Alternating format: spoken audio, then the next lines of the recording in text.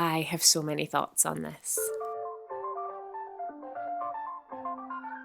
Coca-Cola have released their Christmas ad this year and have been very open that it was created using AI. Artificial intelligence has been around for a while, but in the last few years it has been advancing really fast and being used to create things mostly. It can write for you, it can generate images, and more recently it's been able to generate video. A lot of what it creates is usually a little bit obvious. In a lot of imagery, human hands don't come out quite right. There is almost a blended look of a sort of animated and real human form. Like, you can look at it and tell that it's not a real photograph. And one of the main reasons that people don't like that this is happening is because usually a human person would be paid to do the job that AI is now doing in a few seconds. And it's not doing as good a job as a human could. And it's also not doing something with motivation or passion or inspiration. And so this is getting a lot of people upset about AI. I would include myself in those people. I'm not super on board with AI, although I have used it, and I'll talk about how in this video. I even made an entire video about AI in the screen industry and looked at a documentary that had been entirely made by AI and the ways in which the film industry has started to embrace AI in the process of making a film. This advert has grabbed so much attention, and it's clear why. And that's what we're going to dive into today. If you haven't seen the Coca-Cola ad, feel free to go and watch it. Honestly, the extra view isn't going to make a big difference in the overall impact. Coca-Cola is such a big company that any boycotting that might come off the back of this isn't going to make an impact. And they're already such a huge company globally that this ad almost doesn't even need to be made. And I guess that's one of the first problems with it, the fact that no matter what Coca-Cola does, it already has global dominance of the soda market. Or I was going to say fizzy juice because that's what we would call it in Scotland, but I don't think that's relatable anywhere else. The fizzy drinks category? So this is where people are getting quite upset because a company like Coca-Cola can afford to pay an ad agency to make their ads. And they have successfully done so for a very long time. In fact, the ad that the AI one is replicating is an ad that was made in the 90s. The holidays are coming jingle, the big lorries travelling through a snowy mountain town, children looking out at them because they're like, Christmas is here. It's got a place in people's hearts and it has such nostalgia. And the reason that that has happened is because Coca-Cola have always understood how to market something that you can't just tell them what it is. If you'd never had a Coca-Cola in your life and you saw the ad, you would still not know how Coca-Cola tasted. None of the marketing for Coca-Cola is really about the product. It's about the feeling. And they really have masterfully tapped into how to make an audience feel good about a product without even experiencing the product. And all of that association goes on in our subconscious when we reach for a Coke, when we sit down and order one, when we have it in our hands. They've had ad campaigns where they've literally hinted that having a Coke together could solve all of the world's problems and bring us peace. The experience of having a Coca-Cola is what they're selling to you. And so by making an ad that does not feature real people and takes the thing that you're nostalgic for, the thing that you aspired to have as an experience, the excitement of Christmas, being a child and looking on at something lit up in wonder, to make that so coldly and so emptily is why people are so upset about this one in particular. When you watch this ad, you can see that things aren't quite right. Each frame is moving in a way that live footage just wouldn't do. And even animation wouldn't really do unless you were doing that style like the snowman where everything's sketched with pencil. But that's like a particular style and charm. The way that AI animates is that it has an awareness that each frame is different, but it doesn't understand which pixel is supposed to be moving and which pixel is not. but it just moves them all. So you get this sort of like scrambled effect where things are moving that shouldn't be. And then when you look at the people's faces, there's just something not quite right about the way that they move and the way that they look. A lot of people have pointed out that the shots in the Coca-Cola ad are extremely quick. They're only on screen for a second, maybe a millisecond more. And it's likely because the AI could only handle that amount of time to represent reality, that either side of the parts that they've used, the face probably distorts or things mesh into pixels that shouldn't. Whether that's the truth or not, the choice has been that they are doing a very fast-paced, this shot, this shot, this shot, this shot kind of edit, and that's not what people have come to appreciate about Coca-Cola ads.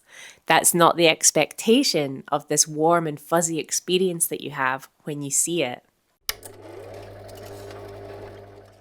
Right now, we don't really know what direction AI is going to go in. Back in 2021, everybody was crazy for NFTs and thought that they were the next big thing, and they very quickly fell into obscurity. In fact, I bought an NFT for my brother as a joke, and the entire platform that hosted it and all this blockchain stuff completely closed down last year because it just wasn't a profitable business. But then there are people who think that AI is more akin to the internet. So back in the 80s and 90s, the internet was this thing that was coming, that was going to change the world. It could give you information really quickly and it would connect people that had never been connected before. And we couldn't really understand what that was going to look like because we'd never had it before. And I say we as humanity. I was a child in the 90s and a lot of things were still abstract to me at that moment. But certainly when I was a teenager in the noughties and the internet started entering everybody's home, we sort of understood what it could do, but we were also just not aware of where it was going to take us and how it was going to change the world. And maybe that's where AI is at the moment. It's sort of rubbish, it's not taken super seriously, but it's also a threat to jobs. And maybe it's going to go in a direction that actually is extremely useful. Or maybe it's going to go in the direction where we all have to adjust now to AI being present in the world. Take a look at the fact that with the internet, a lot of industries changed. So in particular, media. The music industry suddenly became less about selling individual CDs or albums in stores and all about streaming. Watching television for younger generations no longer means that you turn on a TV set and you see what's on, or you go, oh, at 9 p.m, this program's playing, I'll come back and watch it then. We've completely shifted to an on-demand service where we log into something that we've subscribed to and we pick and choose when and what we want to watch.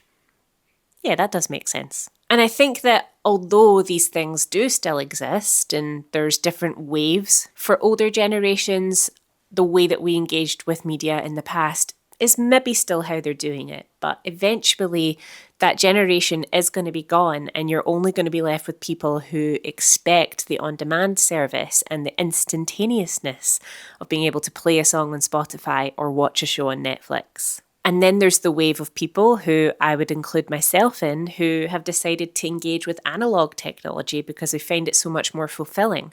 People with large record collections because they like to actively listen to music rather than passively.